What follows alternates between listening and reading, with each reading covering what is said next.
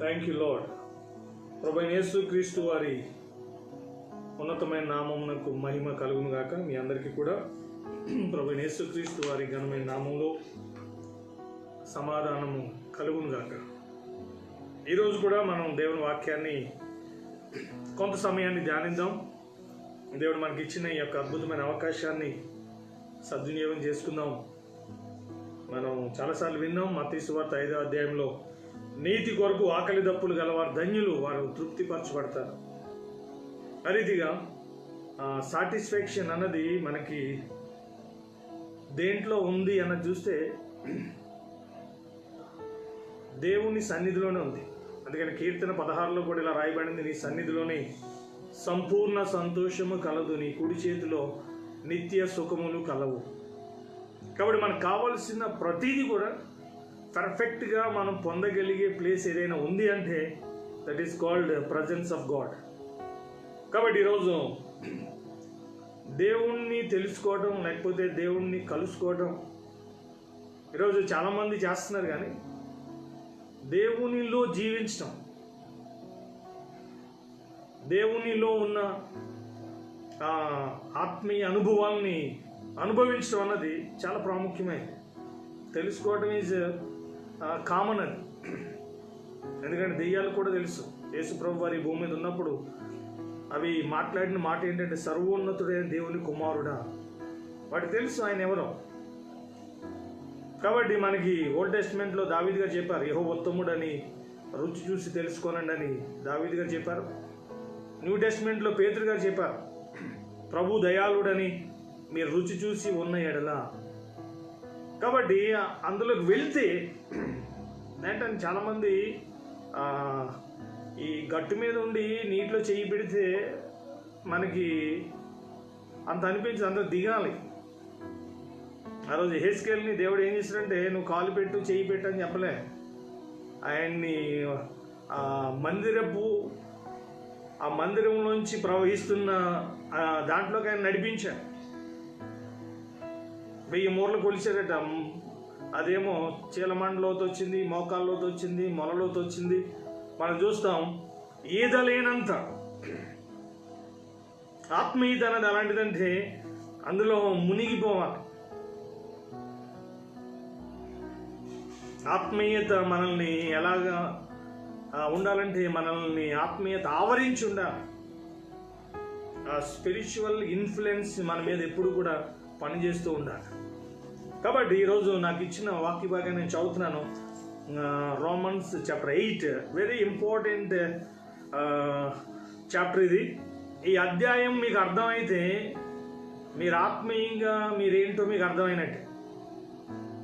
ఇది ఒక విధంగా చెప్పాలంటే ప్రతి క్రైస్తవుని కూడా ఈ అధ్యాయం యొక్క భావము, ఈ అధ్యాయంలో ఉన్న దేవుని ప్రత్యక్షత, ఈ అధ్యాయంలో ఉన్న ఒక విధంగా చెప్పాలంటే దేవునితో మనకున్న బంధము కావచ్చు, అనుబంధం కావచ్చు, అనుభవాలు కావచ్చు, ఇందులో చాలా క్లియర్గా క్రీస్తులో ఉండటం అంటే ఏంటి, ప్రభుని కలిగి జీవించడం అంటే ఏంటో ఇక్కడ చాలా క్లియర్గా చక్కగా దేవుడు పౌలు గారి ద్వారా కొన్ని విషయాలు ఇక్కడ మాట్లాడటం మనం చూస్తాం.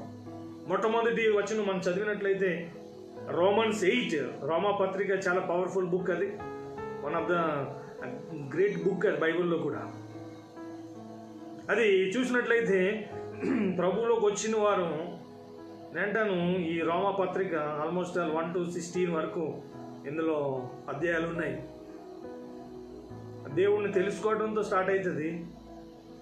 ఎండింగ్ మనం చూస్తే సాతాన్ని ఆయన శీఘ్రంగా ఆయన కాళ్ళ కింద ఏమండి సాతాన్ని యొక్క ఎండింగ్ అనిపిస్తుంది. దేవునితో స్టార్టింగ్ అనిపిస్తుంది, సాతాన్ యొక్క ఎండింగ్ అనిపిస్తుంది.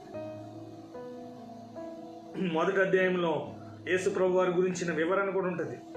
ఆయనలో సంపూర్ణమైన మానవత్వం, సంపూర్ణమైన దైవత్వం. ఆయన చనిపోనంత వరకు కూడా ఆయన మనుష్య కుమారుడు కనిపించాడు. కానీ ఎప్పుడైతే ఆయన చనిపోయి తిరిగి లేచాడో మనుష్య కుమారుడు అని లేదు, అక్కడ దైవ కుమారుడు. ఆయనలో ఉన్న దైవత్వం అన్నది చాలా చక్కగా ఈ రోమ పత్రికలో మనం చూస్తాం. కాబట్టి ఈరోజు మనం ఈ రోమన్స్ చాప్టర్ 8 మనం మెడిటేషన్ చేయబోతున్నాం. ఇందులో మనం బై హార్ట్ చేయవలసిన చాలా విషయాలు ఉన్నాయి. ఈ యొక్క అధ్యాయంలో ఉన్నవన్నీ కూడా నేను మీకు ఒక దైవజనునిగా ఒక హెచ్చరిక లేకపోతే ఒక సూచన చెప్తున్నా. నేను ఇది బై హార్ట్ చేశాను. ఈ అధ్యాయం మీకు అర్థమైతే మీ దరిదాపుల్లో ఒక డెవిల్ కూడా రాదు. మిమ్మల్ని చూస్తే దెయ్యానికి కూడా దడ పుట్టుకుంటుంది. ఈ అధ్యాయం అర్థం కాకపోతే ఒక విధంగా చెప్పాలంటే మనకి 2 Corinthians 4:4 ఉంటుంది. యుగ సంబంధమైన దేవత ఏం చేసిందంట, ఏదో జస్ట్ గుడ్డితనం కలుగు చేయలేదు. అది గుడ్డితనం కలుగు చేసే విధానం ఉంది అక్కడ.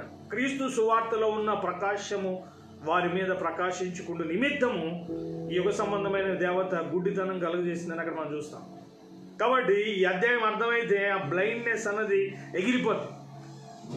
ఎఫెసీ 1:17 ప్రకారంగా మన జీవితంలో ఆ వాక్యం నెరవేరుతుంది. అక్కడ ఏమని రాయబడిందంటే, మీ మనోనేత్రములు వెలిగించబడిన మీదట.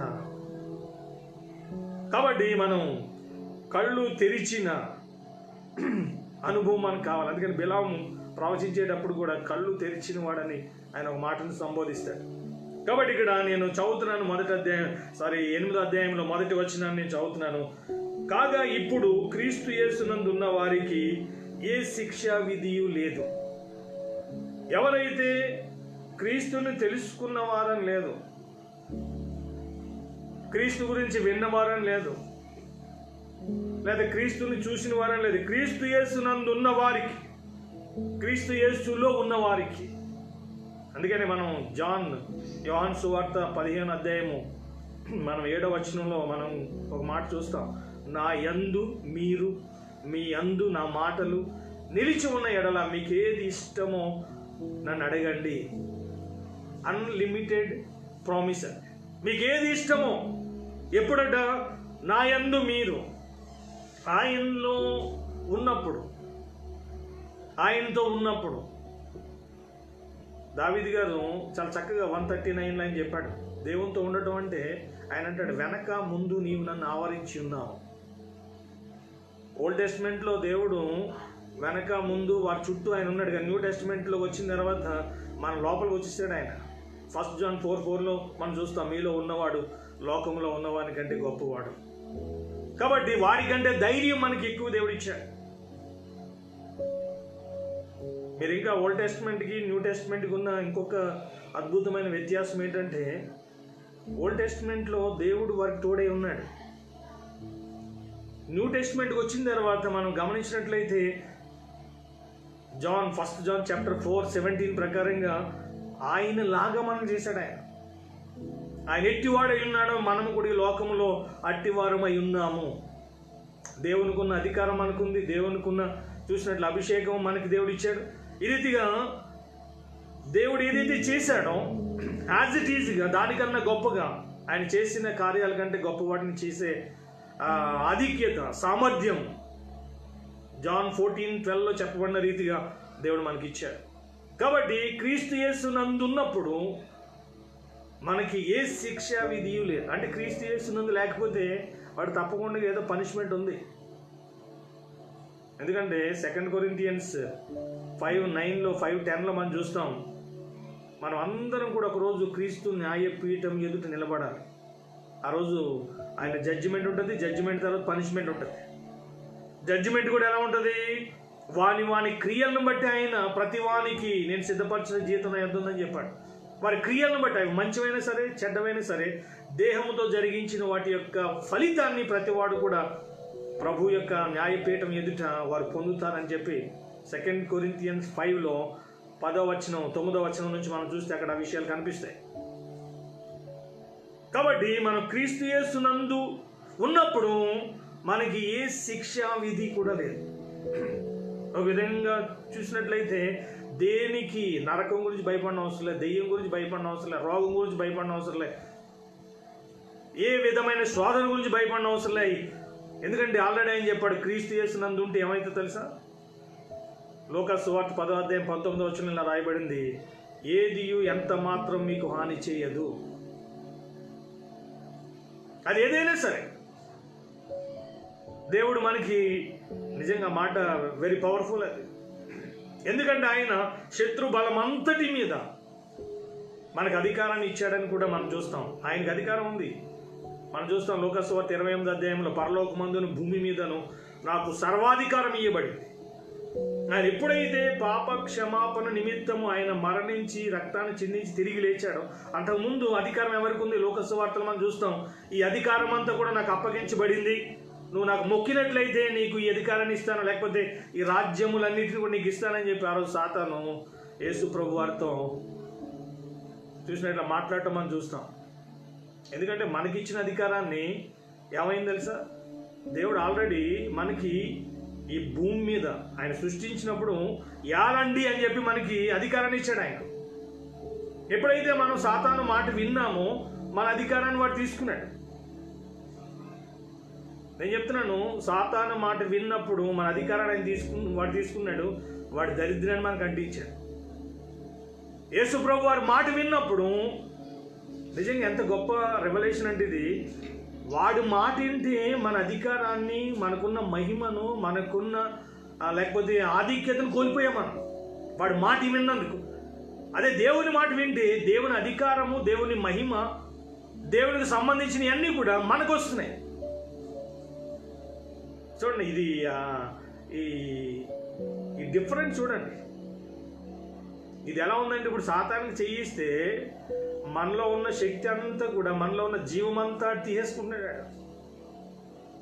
అదే దేవునికి చేయిస్తే ఆయనలో ఉన్న జీవం మనలో తీసుకోవట్లేదు, కానీ ఆయనలో ఉన్నది మనలోకి పంపిస్తున్నాడు.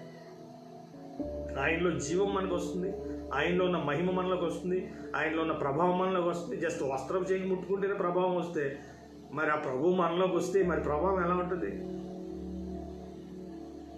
ఇంకా ఆయన చనిపోకముందు ఆ ఇన్సిడెంట్ జరిగింది. ఆ స్త్రీ జస్ట్ వస్త్రం చేయి ముట్టుకుంటే అంత ప్రభావం వస్తే, మరి లిటరల్గా దేవుడు నీలో ఉంటే ఎంత ప్రభావం ఉండాలి నీలో. ఈరోజు దాన్ని మనం ఐడెంటిఫై చేయాలి. మన లోపల ఇప్పుడు కొలసియన్స్లో ఏమని రాయబడిందంటే, తర్వాత పేతురు గారు రాసిన పత్రికలో కూడా క్రీస్తుని ప్రభువుగా మీ హృదయములు ప్రతిష్ఠించండి, 3వ అధ్యాయంలో మాట మనం చూస్తాం. ఇప్పుడు ఆయన మనలో ఉన్నప్పుడు ఆయన యొక్క ప్రభావాన్ని మనం ఐడెంటిఫై చేయాలి. కాబట్టి అది ప్రభువుని కలిగి ఉన్నవాడికి అర్థమవుతుంది. కాబట్టి 8వ అధ్యాయం మనం చూస్తున్నాం, క్రీస్తు యేసునందు ఉండటం అంటే మనకి ఏ శిక్షా విధి కూడా లేదు. మనమందరం కూడా స్వతంత్రులం. ఆ ఆధిక్యత దేవుడు మనకి ఇచ్చాడు. దేవుడు మనం శిక్షించాడు, అదే రీతిగా దేనికి కూడా మన మీద అధికారం లేదు. అధికారాన్ని, ఆధిక్యతను, అభిషేకాన్ని దేవుడు మనకి త్రూ జీసస్ ద్వారా మనకి అనుగ్రహించబడింది. కాబట్టి ఇందులో మనం చూస్తున్నాం, 3వ వచనం నుంచి చూస్తే, శరీరం అనుసరింపక ఆత్మను అనుసరించి నడుచుకొని మన యందు, అంటే క్రీస్తు యేసునందు ఉన్నప్పుడు వారు శరీరాన్ని అనుసరించి నడుచుకున్నారు. ఈ భూమి మీద ఎవరైనా సరే నడిచే విధానం 2 రకాలుగా ఉంది. శరీరాన్ని బట్టి నడిచేవాళ్ళు ఉన్నారు, ఆత్మను బట్టి నడిచేవాళ్ళు ఉన్నారు. శరీరాన్ని బట్టి నడిచేవాళ్ళు ఎలా నడుస్తున్నారంటే, చూసే దాన్ని బట్టి వాళ్ళ జీవితం, వాళ్ళ ఆలోచన విధానం దాని మీద ఉంటుంది. ఆత్మను అనుసరించేవాడు చూసే దాన్ని బట్టి కాదు. ఆత్మ సంబంధమైన living style is according to word faith మీద డిపెండ్ అయి ఉంటుంది, విశ్వాసం మీద ఆధారపడి ఉంటుంది. అందుకనే 2 కొరింథియన్స్ 5:6 ఇలా రాయబడింది, వేలు చూపు వలన కాదు విశ్వాసం వలన నడుచుకొనిచున్నాం. కాబట్టి మనం ఎలా నడుచుకుంటున్నాం? క్రీస్తు యేసునందు ఉన్న వాడి యొక్క జీవన విధానం ఎలా ఉంటుందంటే, శరీరాన్ని అనుసరింపక. శరీరం ఎప్పుడైనా సరే ఏం కోరుకుంటుంది? సుఖం కోరుకుంటుంది, తిండి కోరుకుంటుంది, కంఫర్ట్ కోరుకుంటుంది. అందుకనే అందులోనే ఉంటుంది, శరీరానుసారులు శరీర విషయాల మీద మనసు ఉంచుదురు. ఇప్పుడు నేను మిమ్మల్ని అభినందిస్తున్నాను. ఈరోజు చాలామంది క్రైస్తవులు ఉన్నారు, వాళ్ళు ఎందుకు ప్రార్థన చేయట్లేదు, వాళ్ళు ఎందుకు దేవుని వాక్యం వినట్లేదు అంటే, సింపుల్, వాళ్ళు శరీర సంబంధులు అంతే. శరీర సంబంధమైన వ్యక్తికి బైబిల్ ఎలా ఉందో, నశించేవాడికి వెరితనం, వాడికి అర్థం కాదు. వాడికి యేసుప్రభు వారు ఉన్నప్పుడు, అంత గొప్ప దేవుడు ఉన్నప్పుడే ఆయన చెప్తున్న మాటలు కూడా జనాలకు అర్థం కాలేదట. అందుకని యేసుప్రభు వారు చెప్పారు, జ్ఞానులకు వివేకులకు సంగతులను మరుగుపరిచి పసి బాలురకు నువ్వు బయలుపరిచి ఉన్నావని తండ్రి నేను నిన్ను మహిమపరుస్తున్నానని చెప్పి ఆయన తండ్రి కృతజ్ఞతలు చెల్లించాడు. ఆయన చెప్తున్నప్పుడే జనాలకు అర్థం కాలే. ఎందుకు వింటున్నాం మనం ఈ మాటలు? ఈ మాటలే నిన్ను కాపాడుతాయి, ఈ మాటలే నిన్ను నడిపిస్తాయి, ఈ మాటలే రేపు నీ జీవితంలో ఎదురయ్యే ప్రతి పరిస్థితికి కూడా సొల్యూషన్ ఇదే, పరిష్కారం ఇదే. దేవుని మాట లేనప్పుడు ఏమైతుందో తెలుసా, అక్కడ ఏది ఉండదు. దేవుడు లేడంటే అర్థం ఏంటి తెలుసా, అది త్వరలో క్లోజ్ కాబోతుందని అర్థం. దేవుడు ఉన్నాడు అంటే అర్థం ఏంటంటే నీ జీవితంలో దేవుడు ఏదో ఓపెన్ చేయబోతున్నాడు, నీ జీవితంలో దేవుని కార్యం ఏదో స్టార్ట్ అవ్వబోతుంది, నువ్వు మంచి దినాలు చూస్తాం. కాబట్టి అది ఇప్పుడు చేపకి ఎవడు ఈత నేర్పనవసరం లేదు, నేర్పుతాడు ఎవడన్నా? ఈత నేర్పనవసరం లేదు. పక్షికి ఎగరడం నేర్పనవసరం లేదు, అది స్వతహాగా దేవుడు దాంట్లో పెట్టాడు, అది వచ్చేస్తుంది. ఆ మైండ్ సెట్ అలాంటిది. కాబట్టి శరీరానుసారులకి ఆత్మానుసారులకి ఉన్న డిఫరెన్స్ కూడా, ఆ శరీర సంబంధమైన మనసుకి దానికి ప్రార్థన చేయాలనిపించదు. ఆత్మ సంబంధమైన వ్యక్తికి కూర్చోవాలనిపించదు, ప్రార్థన చేయకుండా ఉండలేడు వాడు. ఎందుకంటే లోపల ఆ రోజు ఇరిమియా అంటాడు, నేను మాట్లాడకూడదు అనుకుంటున్నాను, కానీ ఆయనకేమో ఏం జరుగుతుందంట, హింస కలుగుతుంది, ఆయనకి చూస్తే అంతా కూడా గందరగోళంగా ఉంది, ఆయనకి ఏది కూడా మంచిగా కనిపించలేదు, మంచిగా జరగట్లేదు, అవమానం కలుగుతుంది, ఆయనకి చూసినట్లయితే దుఃఖం కలుగుతుంది, పరిస్థితులన్నీ ప్రతికూలంగా ఉంటున్నాయి, నోరు మూసుకుని కూర్చుందా, మాట్లాడకుండా అని అనుకున్నాడట. కానీ ఆయన చెప్తున్నాడు, నేను మాట్లాడుకుని ఉండలేను, అది నా లోపల అగ్ని వలె మండుతుంది, నేను మాట్లాడతాను ఏమైనా కానీ.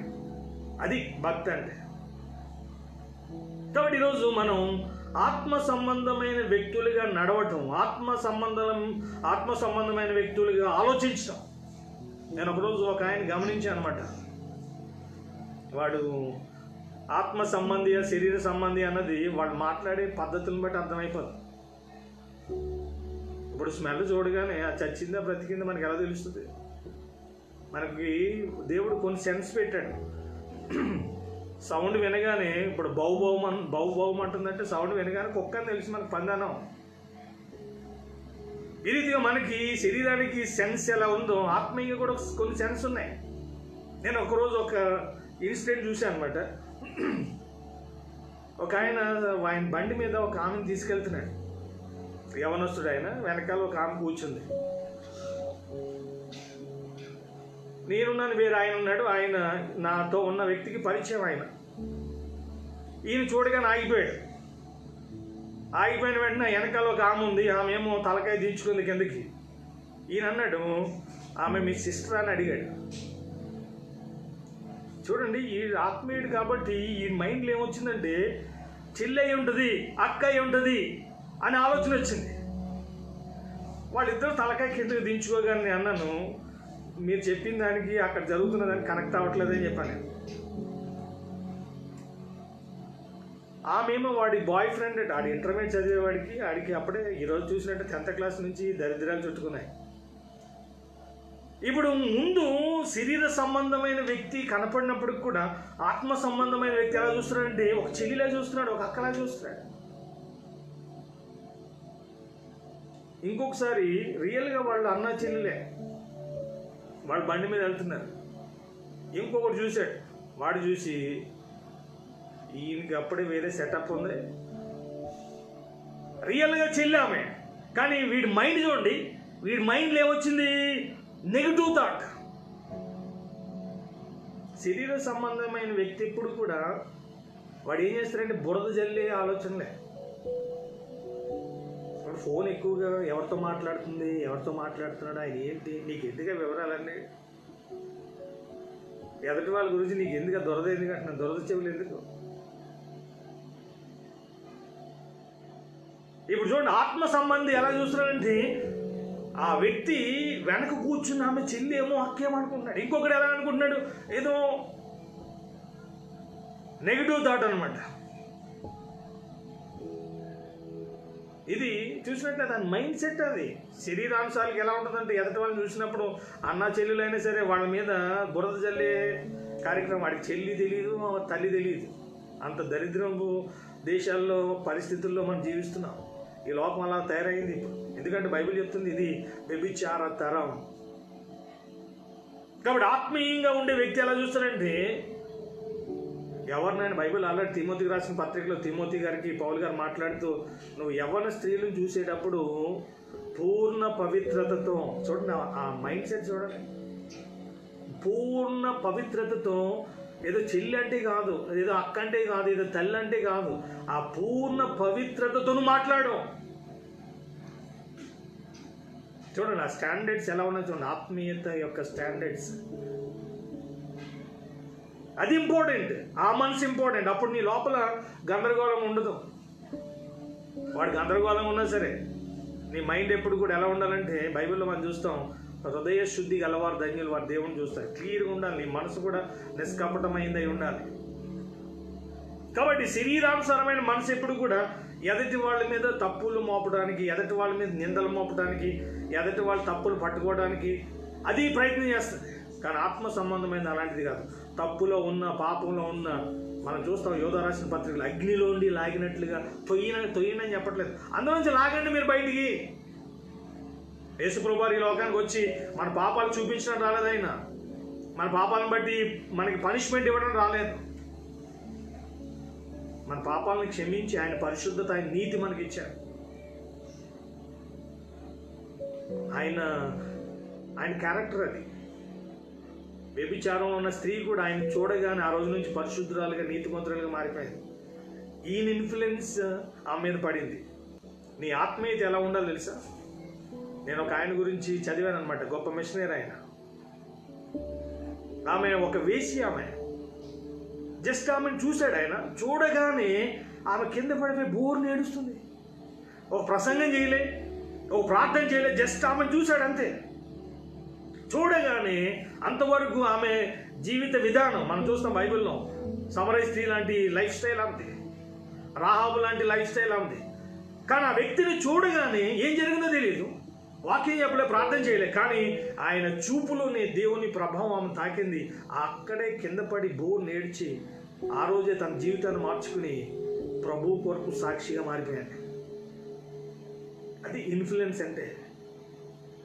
కాబట్టి ఆత్మీయత అంటే అది. నీ ద్వారా కొందరు జీవితాలు పవిత్రపరచబడాలి, నీ ద్వారా కొందరు జీవితాలు ప్రభువుకి సాక్షులుగా మారాలి.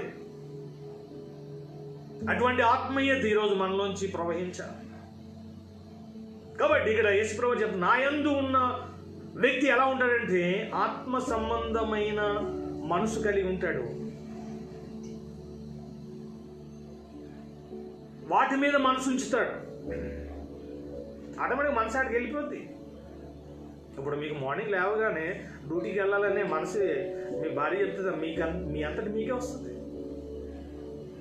మన పనులు, మన బాధ్యతలు ఏవైతే ఉన్నాయో, ఏ రీతిగా మనం వాటి గురించి ఆలోచిస్తున్నాం నాకు అర్థం కాదు. మనకున్నది ఈరోజు అందరికీ కూడా ఫ్యామిలీ ప్లానింగే. 2, 3 మొత్తం కలిపితే 5 మంది ఉంటాం. ఒకవేళ పేరెంట్స్ కలిపితే ఒక 6, 7 ఉంటాం. దీనికి ఎంత గందరగోళం అయితే మరి నీకు దేవుడు ఎంత పెద్ద ఫ్యామిలీ ఇచ్చాడు. ఆ రోజు పేతురుతో, శిష్యులతో చెప్పాడు, మీకు 100 రెట్లు అన్నదమ్ములు, 100 రెట్లు అక్క చెల్లెండ్రు, 100 రెట్లు ఎంతమందిని ఇస్తారట? తల్లిదండ్రులను ఇస్తారు. అంటే ఎంతమంది ఉన్నారు మనకి. ఇప్పుడు వాళ్ళ గురించి మనం ఎలా ఆలోచిస్తున్నాం, వాళ్ళ విషయంలో మనం ఏం చేస్తున్నాం? మీరు నమ్మండి, ఈ సంవత్సరం మీ ద్వారా ఎంతమంది ప్రభు దగ్గర రాబోతున్నారు మనకు తెలియాలి. ఆ మనసు రావాలి.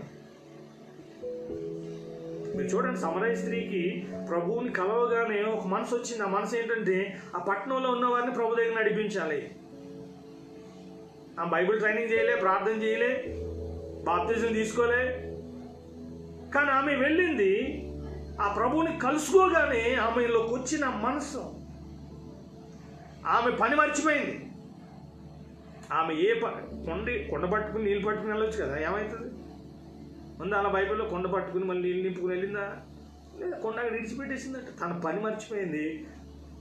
నేను నమ్ముతున్నాను దేవుని వాక్యంలో ఎంత అద్భుతమైన అనుభవం అంటే, దేవుణ్ణి కలుసుకున్న వెంటనే దేవుని పని చేసిన పర్సన్ ఎవరైనా ఉన్నారంటే, వన్ ఆఫ్ ద పర్సన్, గొప్ప వ్యక్తి ఎవరైనా కలుసుకున్న వెంటనే దేవుని పనిలో నిమగ్నమైన వ్యక్తి ఎవరైనా ఉన్నారంటే సమరయ స్త్రీని.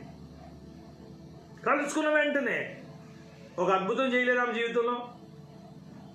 జీవజాల నీళ్ళు అని తాగిందంటే లేదాడా? కానీ అది బయటికి కనపడదు, కానీ లోపల జరిగింది అది. కాబట్టి ఈరోజు మనం గమనించవలసింది ఏంటంటే, క్రీస్తునందు ఉండటం అంటే ఆత్మీయంగా నడవటం, లేకపోతే ఆత్మ సంబంధమైన వాటిని ఆత్మను అనుసరించి నడుచుకునుట. తర్వాత మనం చూసినట్లయితే ఆత్మానుసారమైన మనసు కలిగి ఉండటం. అందుకే 9వ వచనంలో ఉంటుంది, ఆత్మ లేని వాడు నా వాడు కాడు. అందుకని ఆ రోజు శిష్యులను కూడా యేసుప్రభు వారు వెళ్ళిపోయే ముందు ఆయన చెప్పిన ఇంపార్టెంట్ విషయం ఏదైనా ఉందంటే, మీరు పరిశుద్ధాత్మను పొందుట కొరకు ప్రార్థన చేయండి అని చెప్పారు. వారు ఆత్మచేత నింపబడ్డారు. వారి జీవితాలను మనం చూస్తాం. ఆత్మీయత ఏ రీతిగా అప్పుడున్న దినాల్లో ప్రజలు చూడగలిగారు. ఆత్మీయత అనేది నేను చెప్పుకోవడం కాదు, ప్రజలు చూడాలి. ఎందుకంటే మనం ఓల్డ్ టెస్ట్మెంట్లో మనం చూస్తాం, ఆ రోజు యూదుల్ని కొందరు పట్టుకుని, వాళ్ళ చెంగు పట్టుకుని, మీకు యెహోవా దేవుడుగా, యెహోవా మీకు తోడై ఉన్నాడు, మాకు కూడా ఆయన కావాలి అని చెప్పి వాళ్ళ జీవితంలో దేవుడు చేసిన దాన్ని బట్టి వారు ప్రభువు దగ్గరికి రావడానికి ఎలాగా ఇష్టపడుతున్నారు అక్కడ మనం చూస్తాం. కాబట్టి ఈరోజు నేను అంటాను, ఎవరైతే ప్రభువులో ఉన్నారో, ఇప్పుడు మనలో ఉన్న ప్రభు ఏం చేస్తారంటే, బైబిల్ ఇలా రాయబడింది, ఆయన ఆకర్షిస్తే తప్ప ఎవడు ఆయన యొద్దకు రాలేడు, ఆయన ప్రేరేపిస్తే తప్ప ఎవడు ఏం చేయలేడు. కాబట్టి ఇక్కడ ప్రభువులో ఉండటం అంటే, ఇక్కడ మనం చూసినట్లయితే ఆత్మ సంబంధం, ఆత్మను అనుసరించే నడుచుకుంటారట వాళ్ళు. ఆత్మ సంబంధమైన మనసు కలిగి ఉంటారు. కిందకి వెళ్తే మన 14th వర్సెస్లో, ఎందరూ దేవుని ఆత్మచేత నడిపించబడతారు వారందరూ కూడా దేవుని కుమారులై ఉంటారు. 13వ వచనంలో, మీరు శరీరానుసారంగా ప్రవర్తించిన ఎడల సావలసిన వారు ఎందురు కానీ ఆత్మచేత శరీర క్రియలను చంపిన ఎడల జీవించెదరు. ఒకప్పుడు ఏం చేసిందంటే, శరీర సంబంధమైన కోరికలు అవ్వమ్మ విషయంలో ఆత్మ సంబంధమైన వాటిని చంపేసింది. ఇప్పుడు న్యూ టెస్టమెంట్లో మనం చూస్తున్నాం, దేవుడు మనకి పరిశుద్ధాత్మను ఎందుకు ఇచ్చాడు అంటే, వెరీ ఇంపార్టెంట్ రీజన్ ఏంటి తెలుసా? శరీర సంబంధమైన వాటిని చంపడానికి. మనలో కూడా ఈ శరీరం ఉంది కాబట్టి ప్రతిరోజు ఇప్పుడు కొన్ని మొలుస్తుంటాయి, కొన్ని పుడుతుంటాయి. పుట్టడం తప్పుగా, దాన్ని పెరగడం తప్పు. పుట్టిన ప్రతిదాన్ని కూడా ఎన్నో ఆలోచనలు వస్తాయి. వెంటనే పరిశుద్ధాత్మ ద్వారా మనం ఏం చేయాలి? వాటిని బ్రేక్ చేయాలి. ప్రభువా, ఈ ఆలోచనలన్నీ కూడా నా జీవితంలో కార్యరూపం దాల్చుకుంటే వాటన్నిటిని కూడా నాశనం చేయి అని పరిశుద్ధాత్మని యొక్క ప్రేరేపణను ప్రార్థన చేస్తే వితిన్ సెకండ్స్లో అవన్నీ క్లియర్ అయిపోతాయి. కాబట్టి ఆత్మ చేత శరీర క్రియలను చంపండి. చంపకుండా నువ్వు ఆత్మీయంగా జీవించలేవు. నిన్ను నీలో ఉన్న అది చూసినట్లయితే, అందుకనే ఎఫెసీ పత్రిక 2వ అధ్యాయంలో, ఒకప్పుడు మనం శరీరం యొక్కయు మనసు యొక్కయు కోరికలను నెరవేర్చుకొనుచు స్వభావ సిద్ధముగా దైవోగ్రతకు పాత్రులమై ఉంటిమి అని రాయబడింది. ఆ కోరికలు ఏం చేస్తాయంటే నేను ఆత్మీయంగా ముందుకు వెళ్లకుండా చేస్తాయి. అలా సంసోన్ని అభిషేకం ఉంది, దేవుని దర్శనం ఉంది, ఎందుకు ముందుకు వెళ్ళలేకపోయాడు? ఆయనలో ఉన్న కోరిక, ఆ వ్యభిచార మనస్సు. హెస్కేల్లో చూస్తే వ్యభిచార మనస్సు మనిషిని దేవుని నుంచి డైవర్ట్ చేస్తుందట. అలా బైబిల్లో అన్యజనులు అంటే వాళ్ళకు ఒక డెఫినేషన్ పెట్టాడు. అన్యజనులు అంటే మనకు తెలిసిన డెఫినేషన్ ఈజ్ డిఫరెంట్.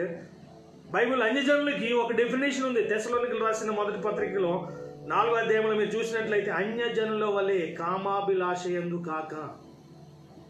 ఎవడైతే కామాభిలాష కలిగి ఉన్నాడో వాడు అన్యజనుడు అని మీరు అక్కడ నేను చదువుతున్నాను చూడండి. 1 తెస్సలోనికీ చాప్టర్ 4లో వెరీ పవర్ఫుల్ స్టేట్మెంట్. 4వ వచనం నేను చదువుతున్నాను. మీలో ప్రతివాడును దేవుణ్ణి ఎరుగని 4:4 1 తెస్సలోనికీ 4వ అధ్యాయం 4వ వచనంలో, మీలో ప్రతివాడును, ప్రతి ఒక్కడు కూడా ఏం చేయాలట? దేవుని ఎరుగని అన్యజనుల వలె కామాభిలాష యందు కాక పరిశుద్ధత యందును ఘనత యందును తన ఘటమును ఎట్లు కాపాడుకొనవలెనో అది ఎరిగి ఉండుటయే దేవుని చిత్తం, గాడ్స్ విల్. ఈ 4వ అధ్యాయం 5వ అధ్యాయంలో దేవుని చిత్తం అనే మాట ఆల్మోస్ట్ 3 times రాయబడింది. దేవుని చిత్తానికి సంబంధించిన 3 important references 4th and 5th వర్సెస్లో మనం చూస్తాం. అందులో ఇది వెరీ ఇంపార్టెంట్. అన్యజనులు అంటే వాళ్ళు కాబట్టి క్రీస్తునందు ఉన్నవాడు ఏం చేస్తాడంటే, క్రీస్తులో ఉన్న ఆత్మ, పరిశుద్ధ ఆత్మ ద్వారా మనం ఏం చేస్తున్నాము, ఆ మనసు కలిగి ఉన్నాం, ఆ రీతిగా మనం నడిపించబడుతున్నాం. అంత మాత్రమే కాకుండా శరీర సంబంధమైనది ఏదైనా వచ్చిందంటే, నేను అంటాను దెయ్యం కన్నా డేంజర్ ఏంటి తెలుసా? దెయ్యం అంటే ఏసునామలు పొమ్మంటే వెళ్ళిపోద్ది. యాకోబు రాసిన పత్రికలో దెయ్యాన్ని వెళ్ళగొట్టడం ఎంత ఈజీ తెలుసా? అపవాదిని ఎదిరించండి, అప్పుడు వాడు మీ యొద్ద నుండి పారిపోను. శరీరం చాలా డేంజర్. అందుకని పౌలు గారు లాంటి గొప్ప దైవజనుడు ఏమంటాడంటే, అనేకులకు ప్రకటించి నేను భ్రష్టున్నైపోతునేమో అని శరీరాన్ని నల్లగొట్టుకున్నాడట. ప్రతిరోజు కూడా మన శరీరం ఎలా ఉండాలంటే, ఆత్మకు సర్వెంట్గా ఉండాలి. ఆత్మ ఏం చెప్తే అది చేయాలి శరీరం. ఇప్పుడు నేను ఈరోజు వాకింగ్ చేస్తున్నాను ఈవినింగ్ టైంలో, నా ఆత్మ చెప్తుంది నీతో పాటు ఉన్న ఆయనకి సువార్త చెప్పాలి. వెంటనే నా నోరు ఏం చేయాలి? యాక్షన్లోకి వెళ్ళిపోవాలి. యాక్షన్లోకి వెళ్ళిపోయింది అది. ఇప్పుడు నాకు వచ్చిన ప్రేరేపణ, నా నోరు ఏం చేయాలి? దాన్ని మాట్లాడాలి. ఇప్పుడు నా ఆత్మ నా కాలుకి ఏదైతే చెప్తుందో అది చేయాలి. ఇప్పుడు ఆ రోజు ఆత్మచేత నింపబడిన ఏలియాకి దేవుని ఆత్మ ఏం చెప్పింది? నువ్వు కర్మేలు పర్వతానికి వెళ్ళిపో. ఆ కాళ్ళు 40 రాత్రులు 40 పగలు నడుచుకుంటూ వెళ్ళిపోయినాయి. అందుకని పౌలు గారు అంటారు, మీరు 8వ అధ్యాయానికి తర్వాత 7వ అధ్యాయానికి డిఫరెంట్ చూస్తే, 7వ అధ్యాయంలో శరీర రీతిగా జీవించడం కనిపిస్తుంది, కానీ 8వ అధ్యాయానికి వచ్చినప్పుడు ఆత్మీయంగా జీవించడం కనిపిస్తుంది. 7వ అధ్యాయంలో నేను ఏదైతే చేయలేకపోతున్నానో దాని విషయంలో బాధపడతాడు. చేయాలనుకుంటున్నాను కానీ చేయలేకపోతున్నాను. చెయ్యవలసింది చెయ్యకుండా చెయ్యకూడని చేస్తానని చెప్పి చాలా ఆయన స్ట్రగుల్ పడతాడు 7వ అధ్యాయంలో, రోమన్స్ 8:7లో. కానీ 8వ అధ్యాయానికి వచ్చినప్పుడు దేవుడు ఆయనకు ఒక సీక్రెట్ రివీల్ చేశాడు. అదే పరిశుద్ధాత్మని యొక్క అనుభవం. పరిశుద్ధాత్మను కలిగి ఉండటమే క్రీస్తులో ఉండటం. పరిశుద్ధాత్మ దేవుడు మనం ఏం చేస్తాడు? క్రీస్తులోని తీసుకెళ్తాడు. ఆ ప్రభువుకున్న అనుభవాలన్నీ కూడా ఒక్కొక్కటి మన జీవితంలో మనం అనుభవించే విధంగా మనల్ని ఆయన నడిపిస్తాడు, సిద్ధపరుస్తాడు. కాబట్టి ఇక్కడ మనం చూసినట్లయితే క్రీస్తునందు ఉన్నప్పుడు, ప్రభువుని కలిగి ఉన్నప్పుడు ఆత్మ సంబంధమైన మనసు ఉంటుంది, ఆత్మ సంబంధమైన జర్నీ అనమాట. దేవుని ఆత్మ మనల్ని నడిపిస్తున్నాడు. నోరు మూసుకుని కూర్చోవడం ఏం అర్థం కాకపోయినా సైలెంట్గా ఉండాలి. ఇప్పుడు మనం ఏదైనా లాంగ్ జర్నీ చేసేటప్పుడు, అది కొత్త రూట్, అది నీకు బ్రిడ్జి కనపడినా లేకపోతే నీకు జంగిల్ కనిపించినా నువ్వు సైలెంట్గా కూర్చొని ఆ డ్రైవర్ని తీసుకెళ్తాడు. ముందు ఎలా ఉన్నా సరే దాని బాధ్యత ఆయనది, నడిపించేది ఆయన. నువ్వు సైలెంట్గా కూర్చుని నడిపించు నాన్నవని పాట పాడుకుంటే చాలు. తుఫాన్ వచ్చినా ఏదొచ్చినా ఆపేది, దాన్ని తప్పించేది, అద్దరికి తీసుకెళ్ళేది 100% ఆయన మనల్ని తప్పకుండా అద్దరికి తీసుకెళ్తాడు. మధ్యలో ఎక్కడ ఇడిచిపెట్టాడు ఆయన. ఎందుకంటే ఆల్రెడీ ఆయన చెప్పాడు, నేను నిన్ను విడువను ఎడబాయనని చెప్పాడు. మనం ఆయన చెప్పిన మాటను బట్టి ధైర్యంగా జీవిద్దాం. ఇలా జీవించడం వలన ఏం జరుగుతుందో తెలుసా? అందులో 31, 32 వచనాలు వెరీ పవర్ఫుల్ స్టేట్మెంట్స్ అవి. యేసు క్రీస్తు మన పక్షముగా ఉండగా మనకి విరోధి ఎవడు? సొంత కుమారుని అనుగ్రహించి మనందరి కొరకు ఆయన్ని అప్పగించిన వాడు, ఆయనతో పాటు ఆయనతో మిగతా వాడు మనకి ఎందుకు అనుగ్రహింపడు? సింపుల్ సీక్రెట్ ఏంటో తెలుసా? ఆయనతో పాటు సమస్తాన్ని మనకి ఇవ్వటానికి ఆయన మన కొరకు ఈ లోకానికి వచ్చాడు. ఆయన కలిగిన వాటన్నిటినీ భాగ్యము ఈరోజు అన్యులమైన మనకు ధన్యులుగా మార్చి దేవుడి కృపనిచ్చాడు. కాబట్టి అనుభవం ఇది. ఈరోజు నేను మరలా చెప్తున్నాను దైవజనుడిగా, ప్రతిరోజు కూడా శారీరకంగా మనకి ప్రతిరోజు కూడా ఏం తిన్నామో మనకు అనుభవం ఉంది, ఎవరితో మాట్లాడామో అనుభవం ఉంది, బాధపడే అనుభవాలు ఉన్నాయి, సంతోషించే అనుభవాలు ఉన్నాయి. మరి దేవునితో ఇంకెన్ని ఉండాలి? ఈరోజు పర్సనల్గా మన వ్యక్తిగత జీవితంలో ఈరోజు మీరు ఆత్మీయంగా ఎటువంటి అనుభవాలు ప్రతిరోజు దేవుని దగ్గర నుంచి ఎక్స్పెక్ట్ చేస్తున్నారు? పౌలు గారు అయితే చెప్పారు 2 కొరింథియన్స్ 4లో, ఆంతర్య పురుషుడు దినదినము నూతనపరచబడుతున్నాడు. ప్రతిరోజు కూడా ఒక న్యూ ఎక్స్పీరియన్స్. ప్రభు అయినా ఈరోజు ఒక దర్శనం చూపించిన ఆయన, ఈరోజు నాతో మాట్లాడిన ఆయన, ఈరోజు నీ వాక్యము నాకు వినిపించిన ఆయన, ఈ రీతిగా ప్రభు దగ్గర నుంచి ఎక్స్పెక్ట్ చేస్తే నిజంగా అది ఎంత థ్రిల్ ఉంటుందో తెలుసా? అప్పుడే మన ఆత్మీయత అన్నది గ్రోత్ అవుతుంది. ఆత్మీయ అనుభవాలు లేనప్పుడు అది చల్లగా అయిపోతుంది. కాబట్టి ఎవ్రీడే ప్రభువులో ఉన్న వారికి ఇటువంటి నడిపింపు, ఇటువంటి అనుభవాలు ఉండాలన్న దేవుని వాక్యం తెలియజేస్తుంది. అటువంటి కృప పరిశుద్ధాత్మ దేవుడు మనందరికీ అనుగ్రహించునుగాక. God bless you.